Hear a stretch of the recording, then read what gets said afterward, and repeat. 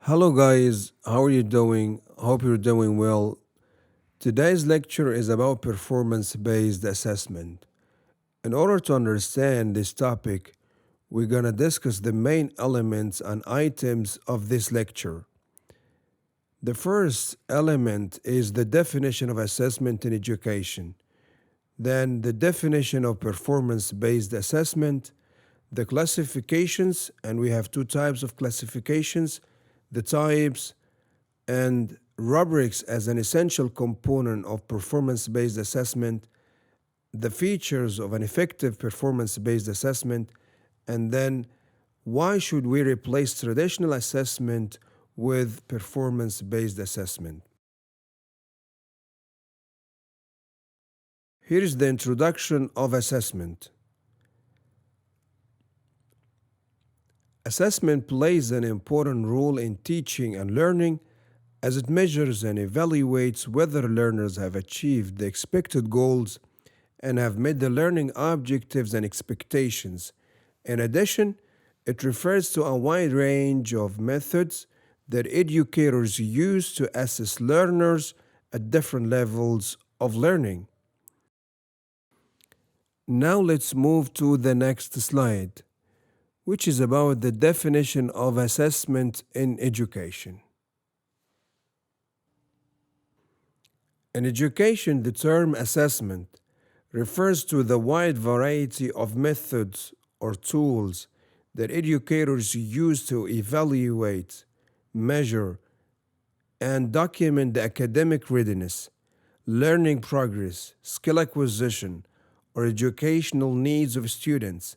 Consequently, instructors can make decisions regarding instruction, curricula, and learners' proficiency and performance.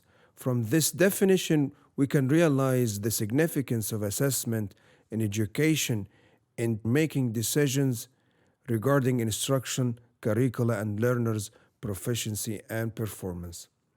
What is the definition of performance-based assessment? The first definition is related to Hebert et al. In 1996, which says that performance-based assessment represents a set of strategies for the application of knowledge, skills, and work habits through the performance of tasks that are meaningful and engaging to students. The second one is related to Furman, 2005, which says that performance-based assessment is an alternative form of assessment that moves away from traditional paper and pencil tests to performance-based assessment.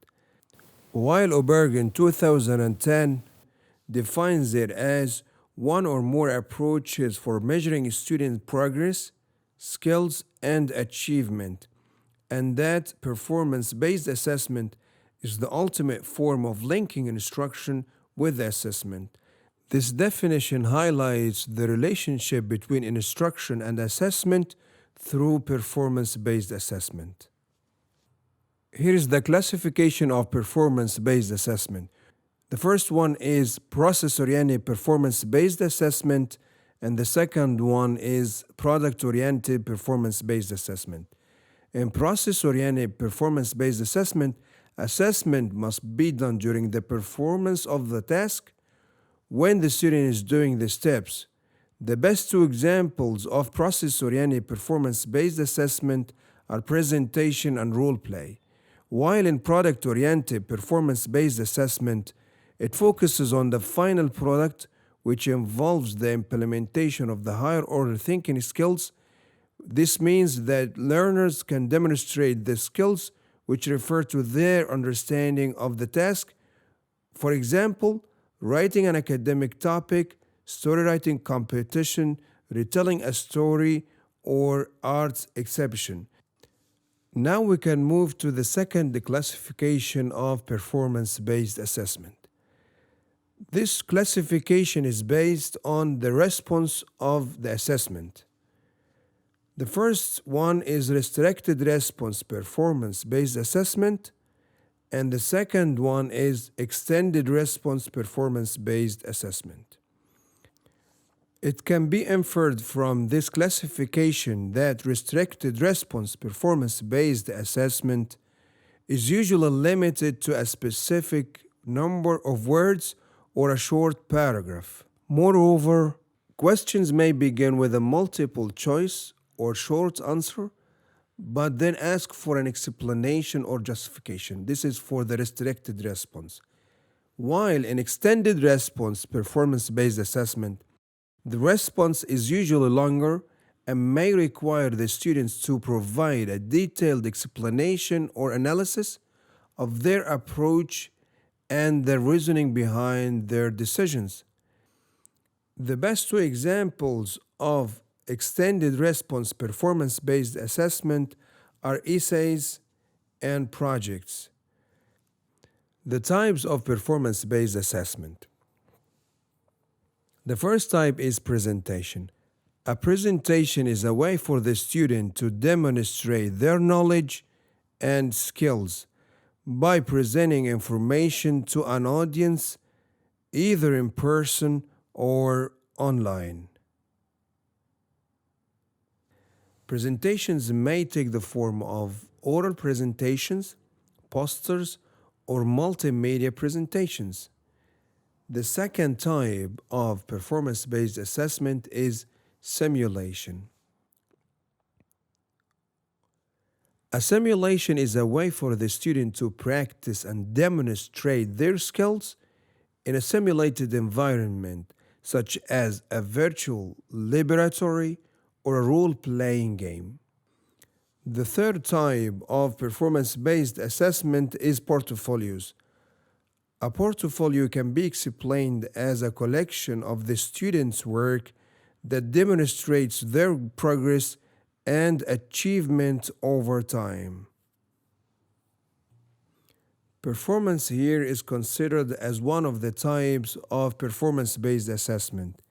A performance in general is a way for the student to demonstrate their skills through a physical or creative activity such as acting performance.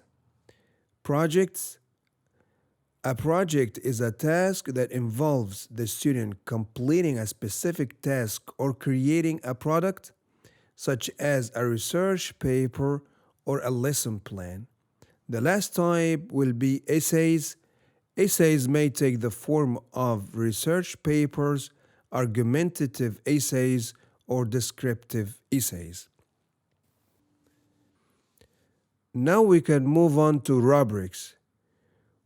In this slide, we're going to discuss rubrics as an essential performance-based assessment component. Rubrics are used to evaluate a student's work by providing a clear and explicit set of criteria for assessing their performance. A rubric typically consists of a scoring guide that outlines the expectations of each level of performance, ranging from poor to excellent level. In addition, rubrics are designed to be objective and transparent, providing students with a clear understanding of what is expected of them and how they will be assessed. And this is a very essential element in reducing anxiety and to ensure that students are better prepared to meet the demands of the task.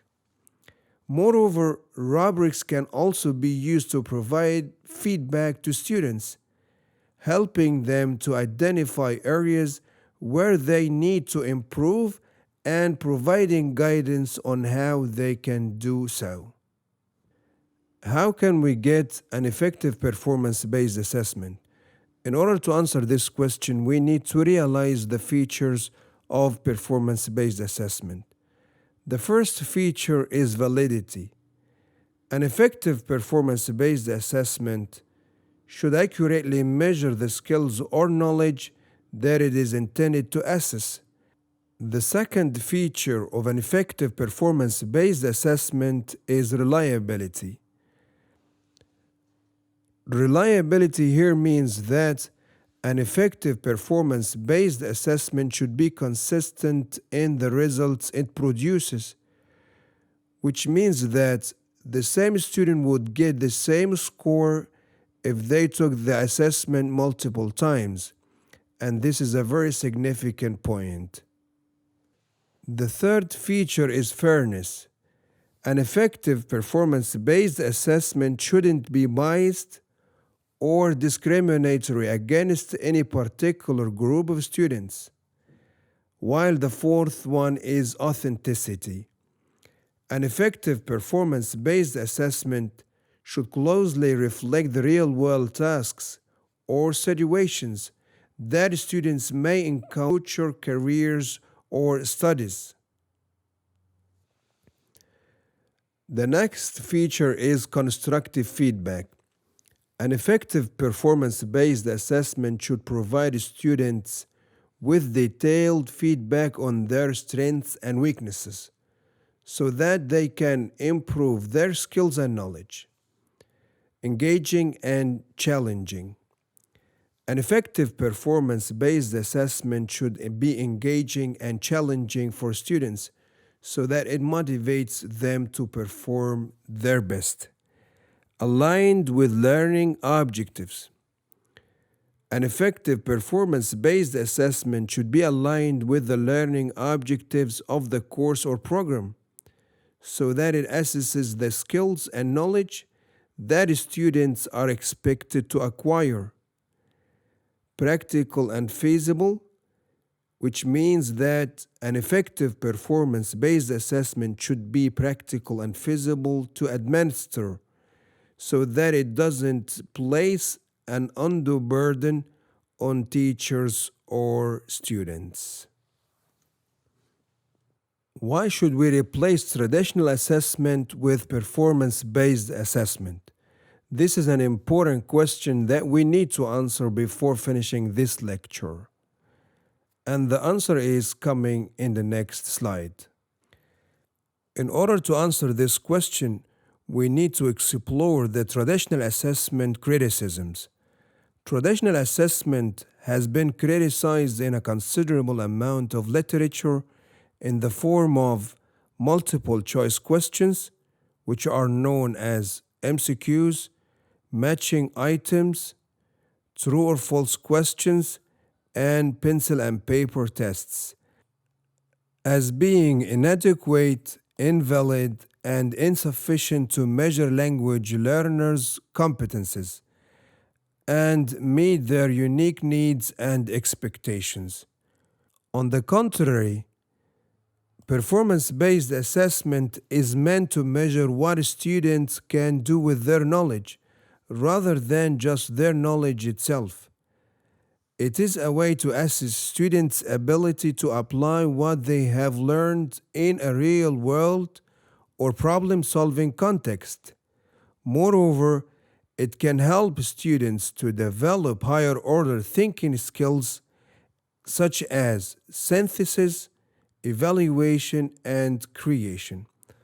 It can be inferred from this comparison between traditional assessment and performance-based assessment that we need to replace traditional assessment with performance-based assessment.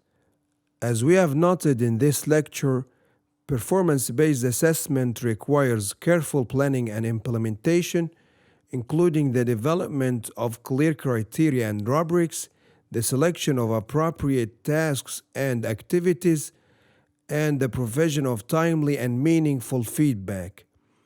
I hope that this video has provided you with valuable insights and inspiration for your teaching practice. Thank you so much for watching this video on performance-based assessment.